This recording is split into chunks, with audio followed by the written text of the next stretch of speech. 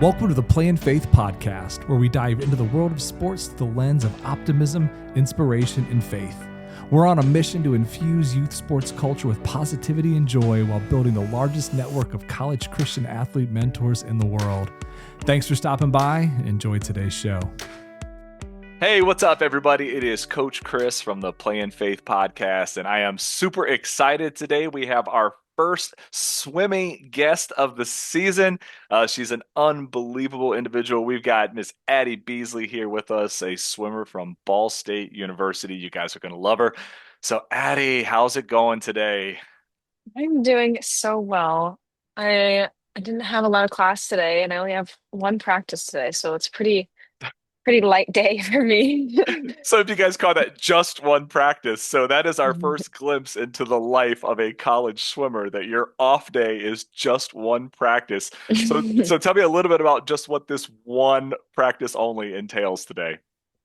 Today we're doing 200 pace, so that's like pretty stroke specific. So I'm a breaststroker, so I'm gonna do a lot of breaststroke today. And we have a meet this weekend. We actually have two meets this weekend. We have a Friday, Saturday. Nice. So I think it's gonna be pretty similar to most other weeks to like yesterday and today, and then like getting more towards the meet, we'll do something a little different. But yeah, lots of breaststroke today. Nice. So stroke specific. So I know we had chatted a little bit about just like the insane amount of just swimming by distance you guys are putting in. So how much, what kind of distance are we getting today on your borderline off day?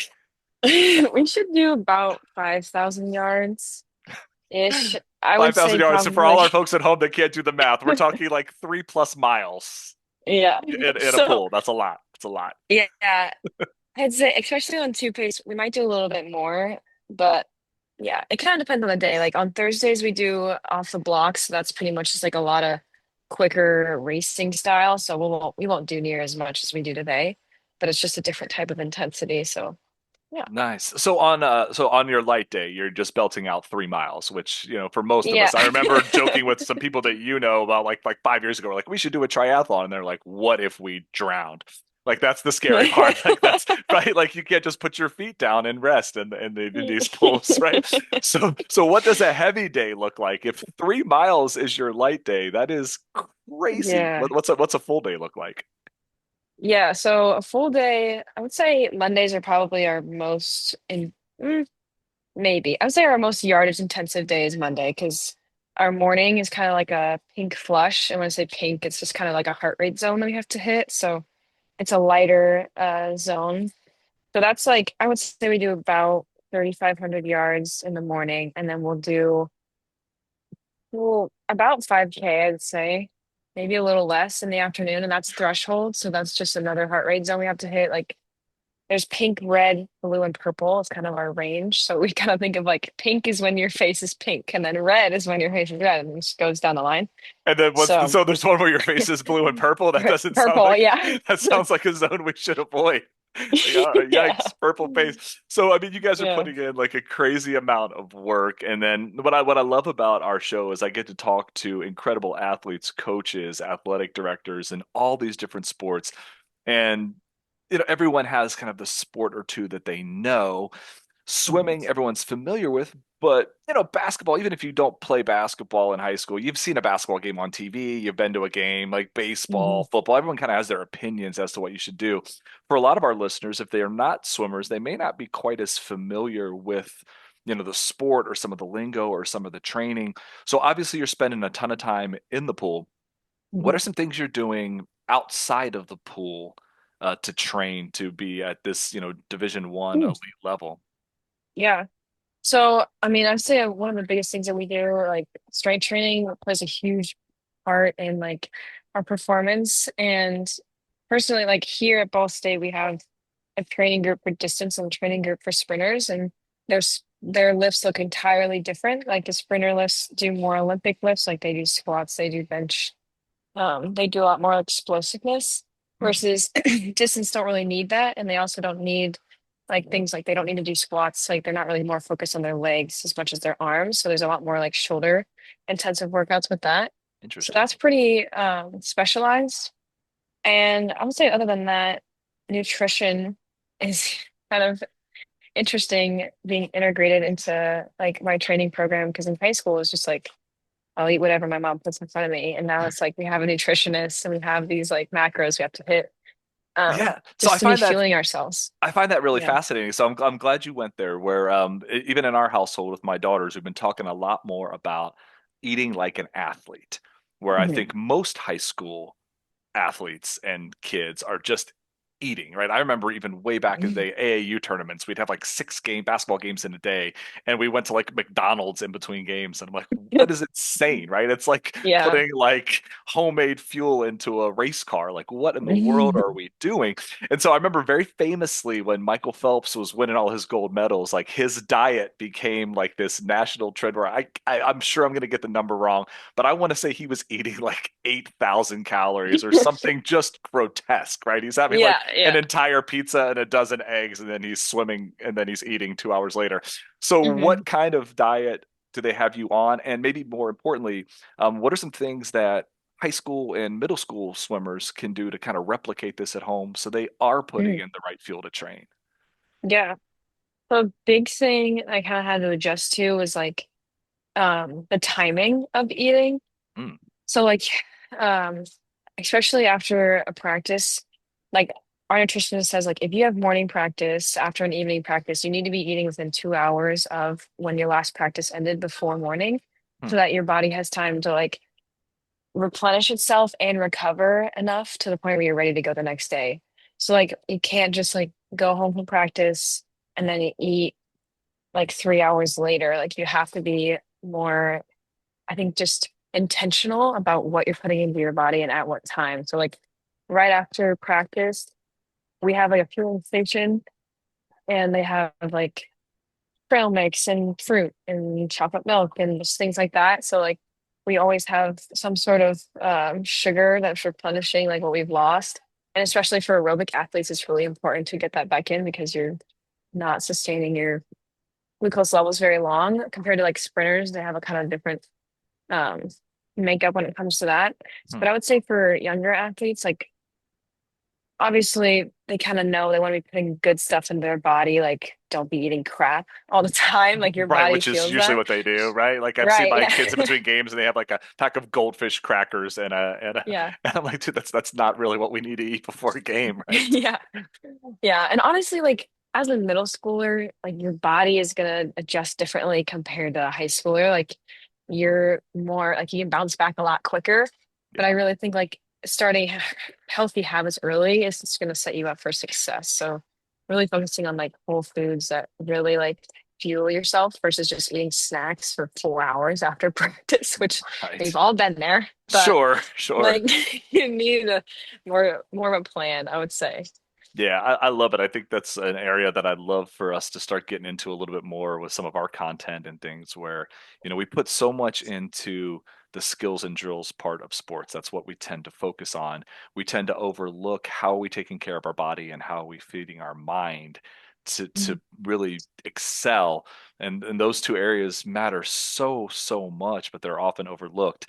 So obviously you've had tremendous success. I mean, you're swimming at a D1 program, and you're a freshman, right? So for everyone at home, Mhm. so Addie is this is her first season here at Ball State. Just came from a fantastic high school swimming program at Wawasee High School in Syracuse, Indiana. So tell me a little bit about your high school career and how you got to Ball State, because obviously anyone getting to the D1 level has made it just an incredible accomplishment in their sport. Yeah, thank you. Yeah, so coming into high school, I mean, I've been swimming competitively since I was 5. So I've had this kind of big foundational building block to start off. Sure. But coming into high school, obviously it's just kind of different than a middle school swim program. Like middle school is much more relaxed, and high school is like you're training hard. You're getting like I think it's different from a lot of other high school sports because it's really time committing. Like you really have Mhm. to be focused if you want to do well. Well, you guys are getting there early in the morning too, right? I mean, I've got a nephew that swims. I remember some like 5 a.m. swim practices. Mhm. Like you guys are even during school, you're getting there before school sometimes, correct? Oh yeah, Yeah. for sure. During season, like we'd have 2 mornings a week that started like 5 5:45, and then we'd have like a 2.5 3 hour practice in the afternoon. So Man. it's a lot of time, And so my freshman year was kind of like the flip for me. Like in middle school, like I was competitive. I mean, especially compared to people who didn't swim like club. Like Hmm. club makes a huge difference, but like Oh yeah. compared to other club swimmers, I was just like you know, another number on the screen. So like Mm, my freshman year, I think is kind of where I really started to put in the work and be like, I'm just gonna work as hard as I can and see what happens. So love it. I won conference my freshman year, and that was kind of like, oh, like this could actually like I could actually like be good at this, like for real. Yeah, yeah, and you're swimming in a really So good conference. I mean, and then the Northern Lakes yeah, Conference, like for those of you who aren't local, like Northern Indiana, that's one of the stronger conferences for swimming and some really good programs in there. So, I mean, to do that at what, 14 years old, I mean, that's pretty impressive. yeah, it was very shocking for me. I was not expecting that at all. So I would say from my freshman year, it's just been like a constant like ladder. Just putting in a lot of work and reaping the benefits of that has been like super fruitful. And I think like the coaching staff that we have at Wallacey is just insane and so Yeah, supportive and they actually know what they're talking about. I know that's kind of hard, especially like you were saying earlier, like swimming's not as much known as basketball or football or sure. whatever it is, but like having a coach that really knows what he's talking about and can push us and encourage us in a way that's helpful was such a blessing. So I like I owe all to them and like my teammates. But yeah, I would say I really leaned into the team aspect of swim. It gets really, really personal sport really quick. So Hmm. especially like pressure wise, I'd say like mentally putting off the pressure off of myself onto like I'm gonna do this for my team and lift up my community. That really helped me get out of my mind and just go do fast swimming. Yeah. So I find Yeah. that fascinating too, because I think that's probably another thing that people who aren't as acquainted with the sport may not understand that there is a team element to swimming. We had a conversation with the associate athletic director at Grace, and she was talking about her daughter swimming and being a good teammate. And I was like, so how does that team component come into play? Because, at the end of the day, especially in an individual event, it is jump in the pool, touch the wall first, and it is what it is, right? I mean, Yeah. like you said, you're a number on the screen. So how can you be a good teammate as a swimmer in a sport that is largely individualized outside of like relays? Yeah. So, I mean, in a dual meet, let's say like you have points from first to sixth place, I think, first to fifth.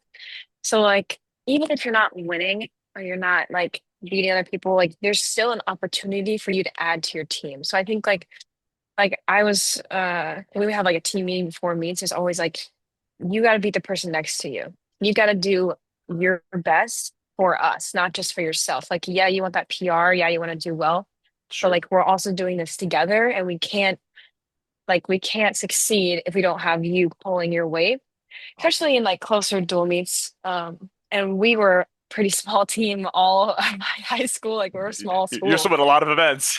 Yeah. Yeah. So like we're all putting in as much as we can to just get points Yeah. on the board and like fill those spots. But I think also it's such you need a team that you love to help you do well. Like if I didn't like the team, I think it would be a lot harder for me to be here or just like Sure. have the success that I did just because you need encouragement and you need that family. And swim, like I said before, you spend so much time together, you're gonna bond. Like we we call it we trauma bond together. Just because I mean we're going through it, like Oh it's yeah. really tough. So, but I think having that community and that kind of family aspect really, really helps. Yeah, so as you're coming up, like you mentioned, it's a hard sport, right? You're putting in a ton of hours. It's physically grueling and demanding. There's mornings where you're in northern Indiana, it's 2 degrees outside and the pool probably doesn't feel too much warmer some of those mornings, right? Yeah. There's days where, you don't even want to get in the pool.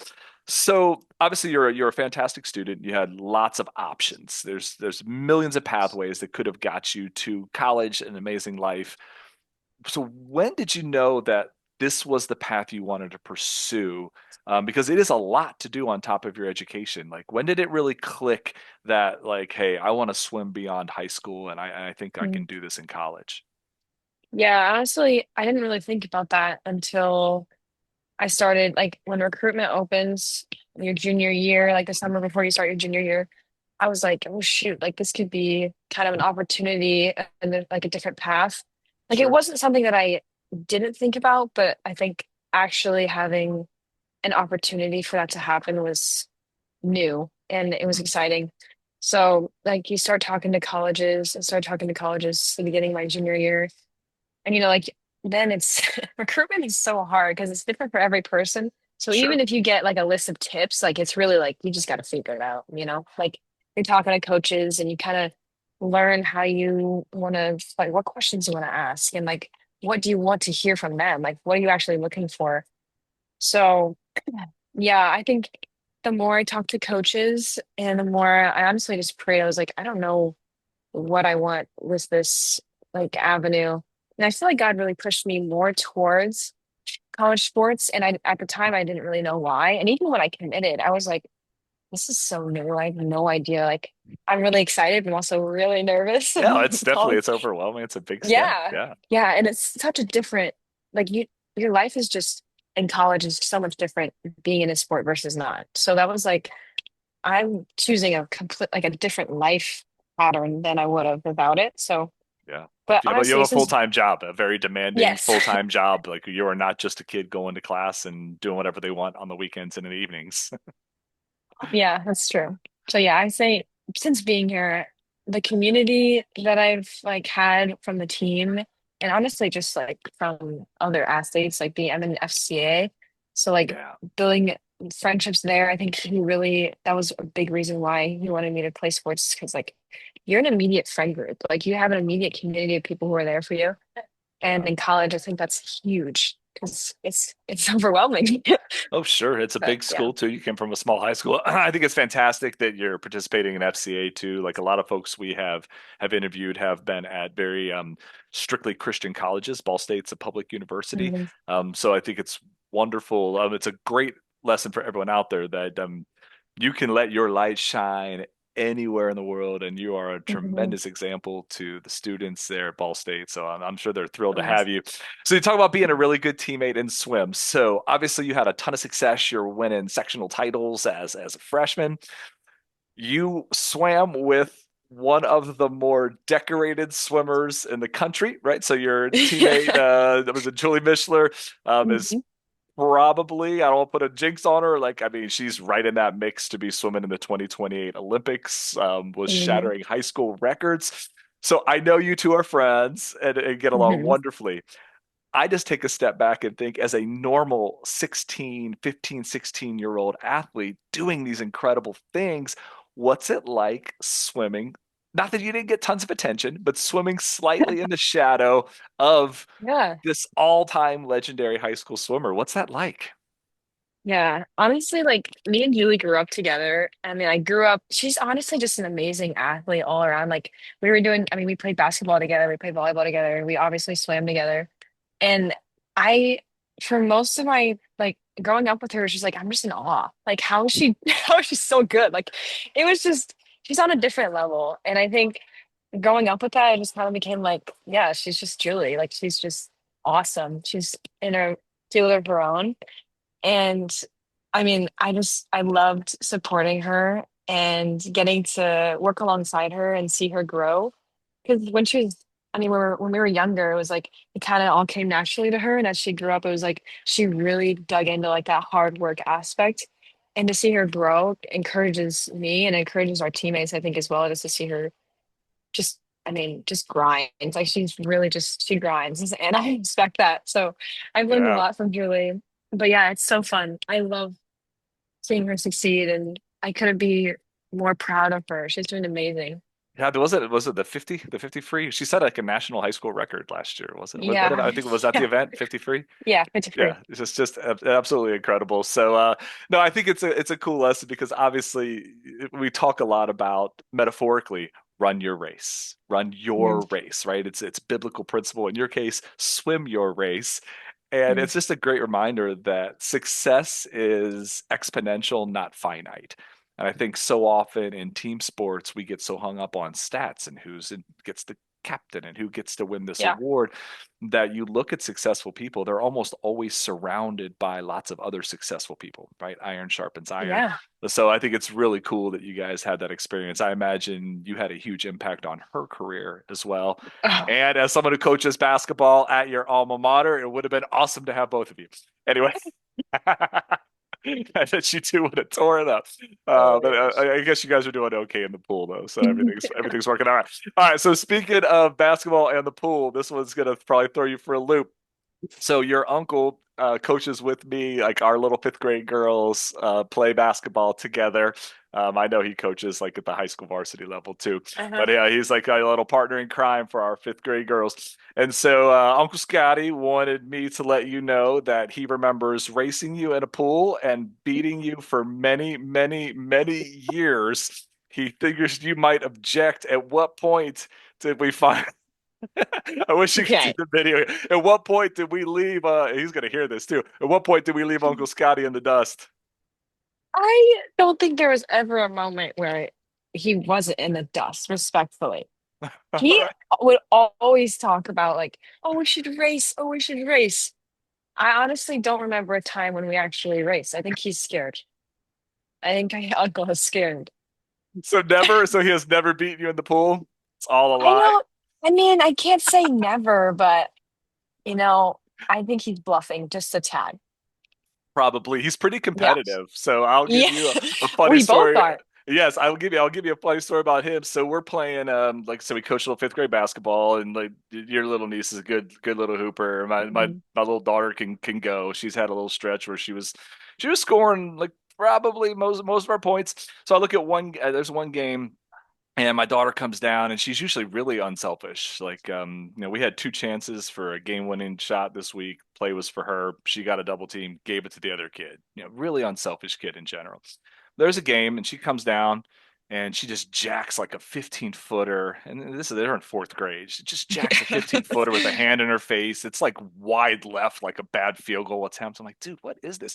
Next time she comes down, she's got a girl on her, kind of spins, does like a kind of like a running one-hander into the girl's armpit. And I'm like, look at her, and I'm like, Pete, I'm like, what are you kind of hands up? I'm like, dude, what are you doing? Right. I look Mhm. over, and your uncle is slumped over on the bench in tears, just laughing. And he goes, "That's me, coach. That's me." I'm like, why? He goes, I want to win. I told her if she doesn't shoot, I'm pulling her out of the game. It's like, dude, don't tell my daughter to take bad shots. So I know he's pretty competitive, so he's definitely Oh, not going to let you win in the pool. yeah. So obviously you grew up like in a family of athletes. I know they support you at Ball State. So obviously got great support around you. As you're reflecting back on your career and kind of how you got here, there are so many young athletes that follow our content that hopefully we're going to be mentoring with, college athletes like you mentoring some of our 10 to 17-year olds. And they just look at you guys with just wide eyes. Like this is, for many of our listeners, everything they want to be, everything they want to become. So as we kind of wind down, I try to keep these around a half hour. As we kind of wind down here, what would you say to a 12, 13, 14-year-old girl who's out there just wondering how do they get from where they are right now to where you're sitting? That's a good question. Honestly, a big aspect of transitioning into more like advanced like levels of a sport, I think a lot of it is you can't attach your identity to your success. Mm, Like, I mean, I remember in middle school, like that is such a huge time of like growth and kind of finding yourself. And that continues into high school. And for me, especially before I really had a relationship with Christ, I think my worth was found in sports. And like anytime there was success, I was like, okay, now I'm like, I feel good about myself. And then when it wasn't, then it like, okay, what is like, I'm not worth it, like, and that's such a dangerous place to be at. mm, I think just having that relationship with God kind of flips the switch. Like you find your identity in Him. Like I am a child of God first. And athletics is just an outlet for me to express my faith. It's not who I am, it's just something I do. And I do think that's what has played into who I am. I mean, there's a lot of discipline and growth that I've had through the sport. Sure. But yeah, like not PRing every meet is okay and it's normal. And I think that yeah, not having my identity wrapped up in the sport has helped me do even better just because it's less about me and it's more about what Twice is doing through me. So for any middle schooler, I would just say like remember remember your worth before the score on the on the scoreboard. Like remember you're loved and you are seen and that's all that matters. But yeah. I think that's beautiful. I think that's like just so tough for young athletes coming up where because it is the goal and our families mean well, but we get so caught up in it as well, and we want what's best for our kids. And you're seeing some of the just some of the mental health reports with exactly what you talked about, where our identity is so attached to our sport, and adults struggle with it too. It's so attached to our career and whatever we're Mm, accomplishing. And just really remembering that our sport is not who we are, and what matters is whose we are. So mm, that's beautifully said. And just on a personal note, thank you for being such a wonderful example to our community and someone that our sons and daughters here can look up to with pride. I can tell you our whole town is yeah. very, very proud of you. We are excited to watch what you do, not just in the pool, but in life. And Addie, just thank you so much for stopping by with us today. I can't wait to share your message with everyone. And just thank you so much for being here. And we'll be praying for you this season in and out of the pool. Thank you, Chris. Thanks for tuning in to the Play in Faith podcast. If you love what you heard, please take a moment to rate our show and share it with your friends and fellow athletes. Together, we can spread the joy and positivity that youth sports deserves. And be sure to visit playinfaith.com for more fantastic resources. We're on a mission to build a vibrant community of Christian athlete mentors that are not just a voice your athlete will listen to, but one they should. Until next time, keep playing in faith.